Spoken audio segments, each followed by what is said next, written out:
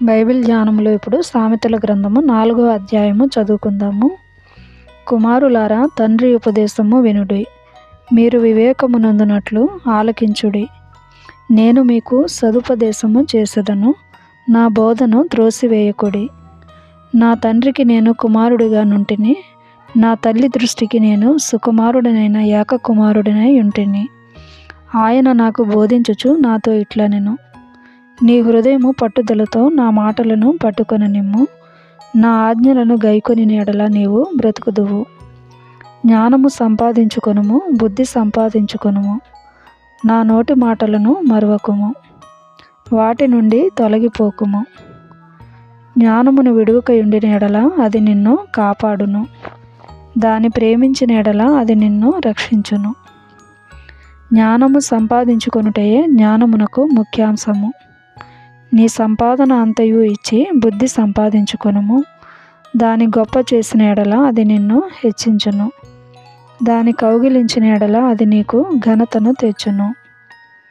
అది నీ తలకు అందమైన మాలిక కట్టును, ప్రకాశమానమైన కిరీటమును నీకు దయచేయును.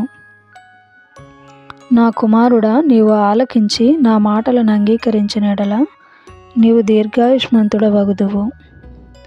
జ్ఞాన మార్గమును నేను నీకు బోధించియున్నాను, యథార్థ మార్గములో నిన్ను నడిపించియున్నాను.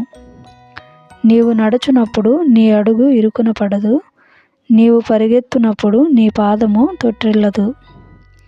ఉపదేశమును విడిచిపెట్టక దాని గట్టిగా పట్టుకొనుము, అది నీకు జీవము గనుక దాని పొందియుండుము. భక్తిహీనుల త్రోవను చేరకుము, దుష్టుల మార్గమున నడవకుము. దాని యందు ప్రవేశింపక తప్పించుకొని తిరుగుము, దాని నుండి తొలగి సాగిపొమ్ము. అట్టివారు కీడు చేయనిది నిద్రింపరు, ఎదుటి వారిని పడద్రోయనిది వారికి నిద్ర రాదు. కీడు చేత దొరికిన దానిని వారు భుజింతురు, బలాత్కారము చేత దొరికిన ద్రాక్షారసమును త్రాగుదురు. పట్టపగులగు వరకు వేకువ వెలుగు తేజరిల్లునట్లు నీతిమంతుల మార్గము అంతకంతకు తేజరిల్లును. భక్తిహీనుల మార్గము గాఢాంధకారమయము, తాము దేని మీద పడునది వారికి తెలియదు. నా కుమారుడా, నా మాటలను ఆలకింపుము, నా వాక్యములకు నీ చెవి యొగ్గుము.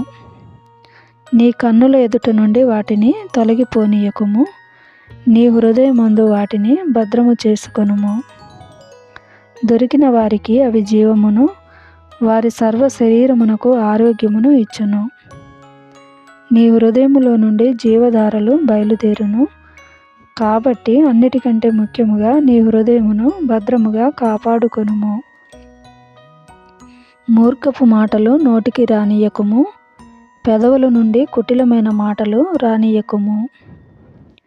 నీ కన్నులు ఇటు అటు చూడక సరిగాను, నీ కనురెప్పలు నీ ముందర సూటిగాను చూడవలెను.